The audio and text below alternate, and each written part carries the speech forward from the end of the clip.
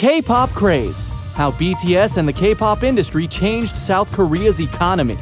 From classical to big band swing to jazz to soul music to the rise of rock and roll, hip-hop, and the powerhouse of disco and electronic music, every decade has had its money-making successes in many different forms and arts. But one genre above all of these has always dominated both the billboards and lined the pockets of everyone involved in it: pop music. After all, it's got popular right there in the name. With its many forms, what we know today as pop music has not just stayed, but cemented its welcome on the radio waves. Every era and every place in the world has its own take on pop music, as industrialized and mainstream as it may appear. Now, think to yourself and close your eyes. Who do you think are the leaders of pop music right now? You know, like the actual pop royalty of this moment in time. Nope, not that. Definitely not that one. Heck, if you really want to know, make sure and go ask any teenage girl you might know, since they compose pretty much the majority of the market. Don't worry, we'll wait. There it is. Just ask your daughters, sisters, cousins, or anybody else for that matter, and they'll tell you that K-pop is the king of the hill when it comes to pop music. And they don't just win by popularity, it's also an election where voting with your wallet matters. As a music genre, K-pop brings in around $5 billion globally and has an audience of over 100 million listeners, making it the top of the 5 most listened genres around the globe. Just so you get an idea, that's twice the amount of people that actually live in South Korea. Or to think about it in even crazier terms, through K-pop revenues alone, the GDP of South Korea has grown over 0.3%. That's like if NSYNC or Backstreet Boys back in its day made as much money as a computer company or oil rig. But how did the small Asian nation become the world-leading exporter of pop music and pop music-adjacent talent? What are some of the secrets to its massive success? Who are the artistes that are responsible for its contemporary massive growth? Does it have any dark secrets and controversies? Join us as we try to answer all of these questions relating to the K-pop craze. A history of K-pop. First off, the basics. Modern K-pop can trace its roots to the 1950s, thanks to a group called the Kim Sisters. The Kim Sisters were the true pioneers that popularized Korean pop in the West. In fact, the trio was the first Korean group to make it onto the American Billboard chart. Back then, K-pop was actually considered very activism-focused, with the collective fandoms occasionally coming together to stand against or for certain causes. This can be attributed to 1970s K-pop singer Kim Min-ki. Kim Min-ki created pro-democracy anthems that eventually led to his albums being banned. However, the South Korean government relaxed censorship rules in the late 1980s as part of measures to diversify the country's economy. With the more accommodating rules, K-pop and IP began to flourish in South Korea, which led to the Korean wave and its industry that we know today. Another important detail that separates it from its Western counterparts is that it's a movement that was pretty much birthed contemporary to television, which means marketing, image, and branding have always been key factors in the K-pop industry. In the 1990s, Seotaiji and Boys burst onto the scene, creating most of what we recognize as K-pop today. Seotaiji fused Korean pop, American pop, and choreography, creating a wildly popular music experience. The rise of the group created a formula that was quickly replicated to form the first generation of K-pop. Notably, the first industry studio-produced and trained group was SM Group HOT. The second generation started as soon as 1999, with the debut of Groove Overdose, GOD. Other popular second-generation groups include Shinhwa, BOA, TVXQ, Super Junior, Big Bang, Girls' Generation, and FT Island. As you can see, even as early as its post-grassroots beginning, the bands have had a whole thing with big, bold names and acronyms. It was during the second generation that K-pop started aggressively spreading beyond Korea, and the term Korean Wave, or Hallyu, was first coined. During this generation, K-pop groups began embarking on world tours, and idols began creating fan-targeted content other than music. K-pop idols began appearing on TV shows, creating personalized reality programs, and starring in K-dramas. The dominant K-pop groups today, you know, the ones that have turned it into a billion-dollar market, are mostly considered third-generation groups. These are Shin-E, 2PM, Infinite, FX, 2NE1, Miss A, Sistar, EXO, Blackpink, 17, Monster X, GOT7, Twice, and more. Their success probably has to do with the impact of social. A good example of this was how in 2012, Psy's Gangnam Style became the most streamed song on YouTube. You remember the one. Believe it or not, audiences across the globe were simultaneously introduced to K-pop with that one song. The fourth generation is the emerging generation. It's less manufactured compared to the previous generations, enjoying more artistic and personal freedom.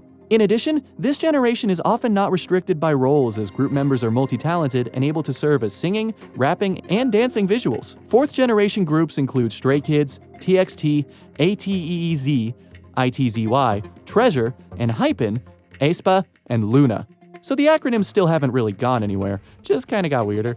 But surely amongst all these perfectly choreographed and caked up young faces, one must stand over the crowd as the kings of K-pop, the ones that truly catapulted it to a global phenomenon. Well, in that you would be right. Those among you with a younger sister or a daughter can probably already guess who we're talking about. BTS! BTS, or Beyond the Scene, a 7-member South Korean boy band, in 2019 became the first group since the Beatles to earn 3 #1 albums on the Billboard 200 chart in less than a year.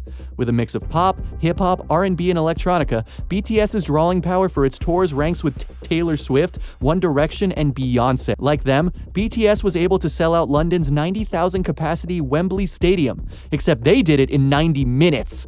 Last year, the group's tour crashed Ticketmaster's website, selling out 300,000 tickets in minutes at an average price of $452.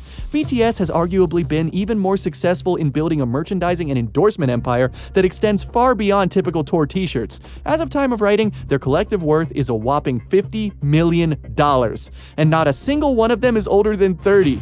So what's the secret to this incredible economic success? Well, it ain't just the looks and the music, no sir. The true genius behind BTS lies in its cleverly placed marketing. The band has built a merchandising and endorsement empire on a scale not seen in Western pop music, drawing on a commanding social media presence to reach millions of young, global consumers. People will buy anything they touch, said Paul Han, co-founder of the Korean pop news site allkpop.com. As an example, when BTS stepped out in a Hyundai Palisade last year, the SUV was on backorder for months. The band also launched lucrative partnerships with sportswear manufacturer Puma for tracksuits and sneakers, global character brand Line Friends for collectibles such as cell phone cases and plush dolls, South Korean beauty brands VT Cosmetics and Mediheal for makeup, perfume, and face masks, and toy maker Mattel for figurines and an Uno card deck. Other collaborators, such as Starbucks and UNICEF, have said they plan to harness the band's popularity to promote their humanitarian efforts. Behind BTS's success is its record label, Big Hit Entertainment, a privately held company with an estimated worth between $1.08 billion and $2.07 billion, according to the Hyundai Research Institute. Big Hit soon surpassed other major players in the industry, overtaking SM Entertainment, worth $1.3 billion, JYP at $788 million, and YG at $492 million. Without a doubt, BTS is the biggest boy band in the world right now, and they don't seem to be slowing down anytime soon. Their newest project, Butter, which released in July of 2021, sold 2,490,969 copies. But with any spotlight, especially where astronomical amounts of money is involved, can also come dark underbellies. Controversies and outrages. There's quite a lot of rumors of massive amounts of bullying and competitiveness within the pop industry, and it being even more fierce and outright abusive in the world of K-pop. Such hardships have even reportedly led to suicides amongst some of its most beloved stars. But besides that, there have also been some very disturbing allegations and cases in which pop fame and pop money have been used in awful ways. Here's, in no particular order, some of the controversies and mess-ups that have been plaguing the industry as of late. In 2014, reports emerged that 2 women, model Lee Ji-yeon and K-pop artist Dahee of the band Glam, tried to blackmail actor Lee Byung-hun for the equivalent of $4.2 million. Lee reported the incident to law enforcement, claiming the women threatened to release a cell phone video of him drinking with them and making lewd remarks. Both women later admitted to the blackmail. Dahee said she had taken part because she was in debt with her agency, Big Hit Entertainment. The model Lee said she had been in an affair with the actor and that he had rejected her. Dahee was sentenced to a year in prison, and Lee got 1 year and 2 months. She was soon kicked out of her band Glam. Shortly afterward, the group's contract was terminated. A K-pop music video director was involved in a corruption scandal that reached the highest levels of power in South Korea. Cha Yun-taek, a K-pop music video director, was ensnared in a corruption scandal that included then-President Park Geun-hye in 2016. Cha had worked with Gangnam Style star Psy and the band Big Bang, Prosecutors alleged he tapped his connection to one of then-President Park's confidants to land big contracts with private companies and government agencies. Choi was charged with abuse of power, coercion, and embezzlement. And Park, who prosecutors described as a co-culprit, became the first sitting president to face criminal charges. In 2017, Choi was found guilty of the charges and sentenced to 3 years in prison. Seungri, controversies around sexual violence and prostitution. Once one of K-pop's shining stars, the artist Seungri has been at the center of a series of ongoing scandals. Reports emerged in early 2019 that he had been in a messaging group chat with other K-pop stars, including Joon-young, who shared videos of themselves engaging in sex acts with women. The recordings were made without the women's knowledge or consent. Later that year, the Seoul Metropolitan Police launched an investigation against Seungri, and he promptly left his group, Big Bang. "I think I'd better leave the entertainment industry at the moment," he wrote on Instagram at the time, leading his record label stock to plummet as much as 14%.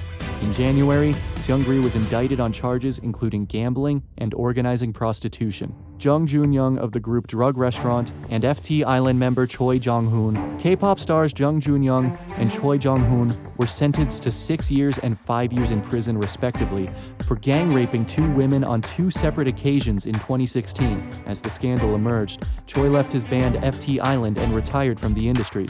In addition to gang rape, Jung was found guilty of filming himself having sex and distributing the footage, all without his partner's knowledge or consent. He shared the videos in a group chat whose members included the now disgraced singer Seungri.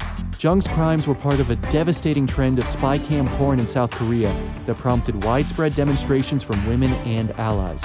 At the sentencing hearing, Choi and Jung wept as the judge read their prison sentences, but only they know whether their tears were shed over the deaths of their careers and reputations, or out of shame for their actions or remorse for their victims. So, what do you guys make of all of this? Will K-pop remain the king of the music industry for long?